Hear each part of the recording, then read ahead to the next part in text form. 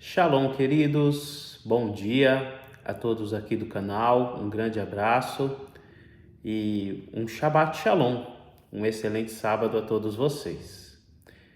Quem não me conhece, sou o professor Roberto Silva, há 17 anos trabalhando com teologia, com os nossos cursos básico, médio, bacharel em teologia, hebraico e grego, compartilhando com os nossos queridos discentes a nossa caminhada e trajetória acadêmica do bacharel em teologia ao doutorado em ciências da religião.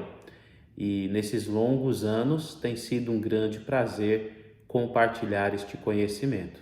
Na caminhada também desenvolvemos o trabalho pastoral já há alguns anos e também tem sido muito bom lidar com uma questão do aconselhamento, acompanhamento com diversos casos e temas distintos. Eu posso dizer que Deus tem sido maravilhoso em todos estes anos. Gostaria de trazer uma reflexão para vocês nesta manhã. Diz assim, Atos capítulo 9, a partir do verso 1. Saulo, respirando ainda ameaças e morte contra os discípulos do Senhor, dirigiu-se ao sumo sacerdote e lhe pediu cartas para as sinagogas de Damasco, a fim de que, caso achasse alguns que eram do caminho, assim homens como mulheres os levassem presos para Jerusalém. Seguindo ele, estrada fora, ao aproximar-se de Damasco, subitamente uma luz do céu brilhou ao seu redor, e caindo por terra, ouviu uma voz que lhe dizia: Saulo, Saulo, por que me persegues? Ele perguntou: Quem és tu, Senhor? E a resposta foi: Eu sou Jesus a quem tu persegues. Mas levanta-te e entra na cidade, onde te direi o que convém fazer. Os seus companheiros de viagem pararam emudecidos, ouvindo a voz, não vendo contudo ninguém. Então se levantou Saulo da terra e, abrindo os olhos, nada podia ver. E, guiando-o pela mão, levaram-no para Damasco. Esteve 3 dias sem ver, durante os quais nada comeu nem bebeu. Bem, queridos, o livro de Atos dos Apóstolos, ele é a maior fonte no que se refere à história do cristianismo de origem. Cristianismo de origem se refere às origens, ao início do cristianismo. É importante destacar que, no período neotestamentário, a partir dos ensinamentos de Jesus, nós temos as interpretações hermenêuticas de um rabino com linha essênia. Jesus trazia consigo uma característica de um judaísmo essênio e mais periférico, atuado nas periferias da Galileia. Essas releituras dos ensinamentos de Jesus influenciou os seus talmidim. Em hebraico, talmid é aluno ou discípulo, talmidim, alunos. Ele, a princípio, reúne 12 talmidim. Esses 12 estavam próximos, ouvindo seus ensinamentos, e com pouco tempo, multidões se aproximavam para ouvir os seus ensinamentos.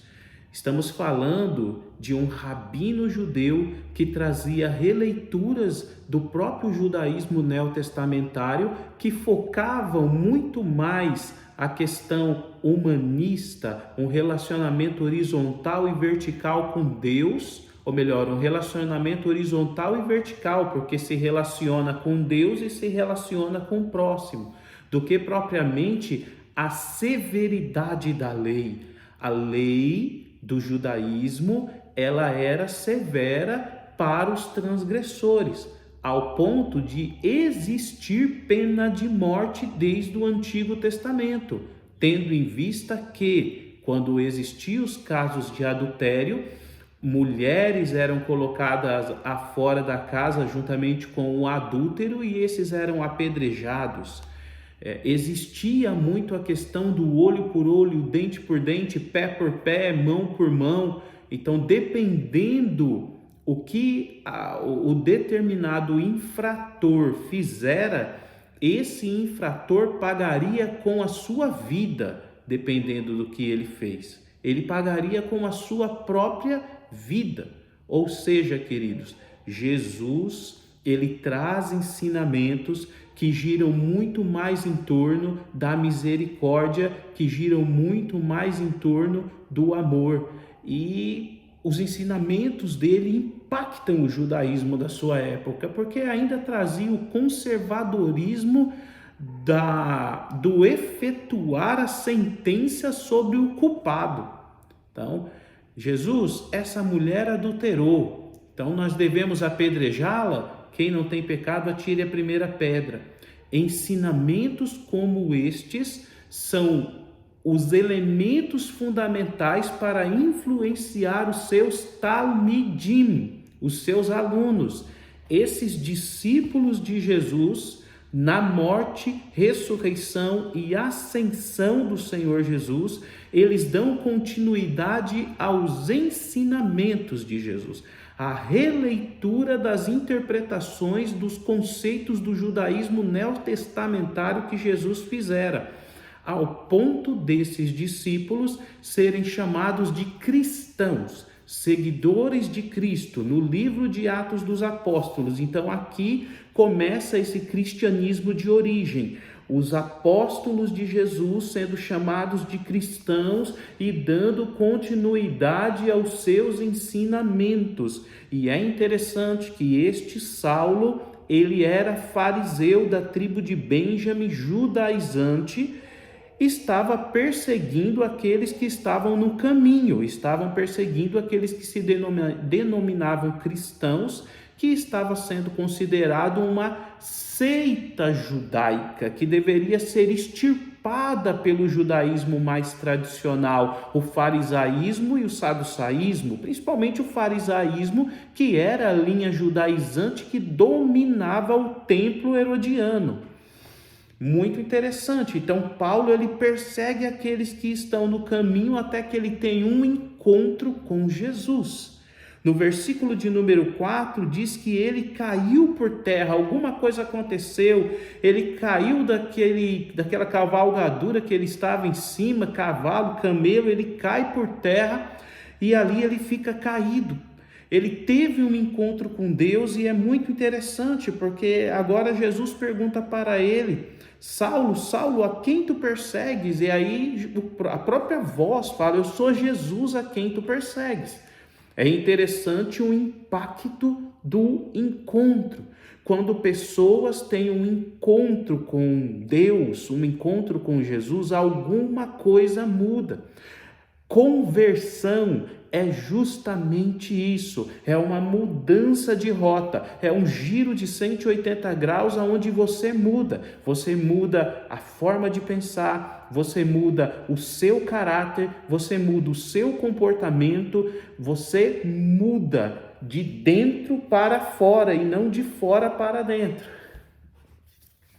Eu me lembro que há alguns anos, principalmente o pentecostalismo brasileiro, insistia, e alguns ainda insistem, que a evidência da transformação do cristianismo é uma transformação de fora para dentro. Então, eles valorizam a questão visual e estética, a roupa, ou seja, tá de terno e gravata, tá de vestidão, tá transformado. E nem sempre isso é a evidência. Porque às vezes é fácil você mudar a roupa de alguém. Agora, mudar o caráter, aí que o negócio é difícil.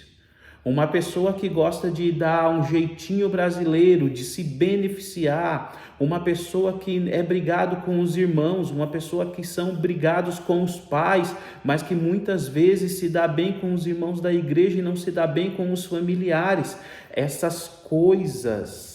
O cristianismo genuíno, quando adentra no centro de uma pessoa, gera uma mudança, um impacto. Porque cristianismo, conversão é impacto. é mudança. Essa mudança vem de dentro para fora e não de fora para dentro. Então, a princípio, Paulo ele cai por terra. Ele ouve, ele tem um encontro. Depois que ele tem um encontro, o verso 6 diz que ele se levantou para entrar na cidade. Ou seja, após essa força do impacto, da conversão, que gera mudança, que gera uma nova rota, há agora uma atitude de se levantar para caminhar numa nova trajetória e viver um novo caminho, e viver uma nova história. Então, muitas vezes, se a pessoa se denomina um cristão ou um teísta que tem fé em Deus, mas não há mudanças, não há arrependimento, não há mudança de rota, não há uma verdadeira transformação no seu caráter, esse cristianismo não está evidenciando nessa pessoa o resultado verdadeiro, o resultado de conversão. Se muitas vezes nossas atitudes não mudam no trânsito, a gente ainda continua xingando a mãe daquele camarada que nos fechou. Se muitas vezes as nossas atitudes não mudam, não estamos permitindo que o cristianismo gere em nós a mudança necessária para que o nosso comportamento evidencie o caráter de Cristo. Paulo ele se levanta, ele vai até a cidade. Aquela luz ofusca os seus olhos, ao ponto de ele ficar por um momento cego. Às vezes a luz da verdade ofusca os nossos olhos ao ponto de passarmos por um momento de reflexão. Agora nós estamos num processo de reconstrução, readaptação. Aí este Paulo, ele foi visitado por um discípulo chamado Ananias, que orou por ele e a sua visão foi restaurada. E depois disso, este homem ele vai ter uma transformação, porque ele vai passar de judeu fariseu extremamente conservador da linha judaizante das interpretações da Torá, por alguém que olharia a figura de Jesus e diria: esse é o Cristo. Esse é o Messias predito pelos profetas, e crerei nele e ainda pregarei as suas obras. Que mudança! Porque ele estava perseguindo aqueles que falavam desse Jesus como Messias, e agora ele seria perseguido por este Jesus que ele confirma que é o Messias. E o seu trabalho seria fantástico, porque agora Paulo ele passaria pela rejeição daqueles que vieram do judaísmo, que não acreditavam na sua conversão, e ele também passaria por algo que seria muito difícil para outro discípulo, que talvez não tivesse o conhecimento linguístico e cultural que ele tinha, a questão das missões transculturais. Sair dos territórios ali de Jerusalém, aonde ele está familiarizado, porque ele é judeu, circuncidado ao 8º dia da tribo de Benjamim, e agora ele vai para Corinto, Atenas, ele vai para a Grécia, cultura diferente, povos diferentes, língua diferente, ele fala o aramaico, vai ter que evangelizar em grego, vai ter que falar em grego para esses atenienses. Por isso ele precisaria ter um domínio, uma fluência no grego koiné para falar em grego com esses atenienses. E até mesmo Atos 17, no Areópago, ele testificar a grandeza de Cristo, o título de Cristo sobre a figura de Jesus e a superioridade de Cristo diante das divindades do Olimpo que aqueles homens de Atenas estavam adorando, principalmente da padroeira da cidade, a deusa Atena.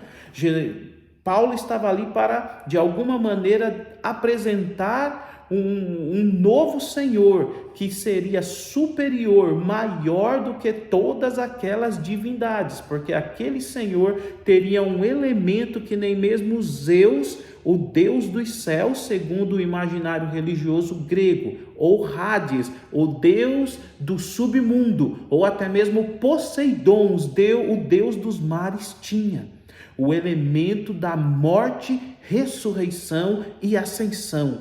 Nenhum deus olimpiano, uma vez morto, ressuscita e revive. Quando Paulo fala da ressurreição de Cristo, muitos atenienses dão as costas, mas alguns permanecem. Estes que permaneceram se tornaram líderes da igreja de Atenas e o cristianismo cresce de forma assustadora na cidade de Atenas. Tudo por quê? Porque houve um impacto de mudança na conversão de Paulo. Quero encerrar nesta manhã dizendo: o cristianismo precisa gerar em nós um impacto de mudança diário.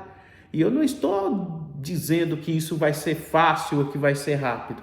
Às vezes essa mudança é perceptível com longos dias, mas realmente viver a evidência de uma conversão é permitir que o Evangelho de Cristo exerça em nós um impacto de mudança.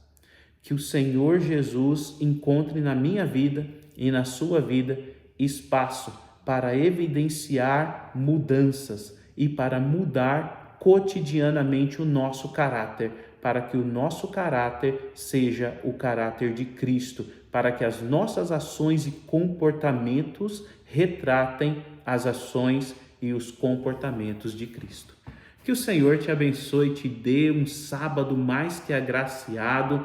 Também quero dizer que domingo nós teremos uma representação da ceia primitiva aqui no espaço onde lecionamos as aulas presenciais pela Igreja Comunidade Kairos, e também teremos segunda-feira um maravilhoso evento onde trabalharemos as tradições e os mandamentos da Torá. Confiram aqui no canal, domingo às 19 horas, segunda-feira às 20 horas. Venham participar conosco. E se quiser saber mais dos cursos de teologia, o contato é o 11 970 98 42 32. Professor Roberto Silva. Que Deus em Cristo Jesus abençoe a sua vida. Shalom e até o próximo vídeo.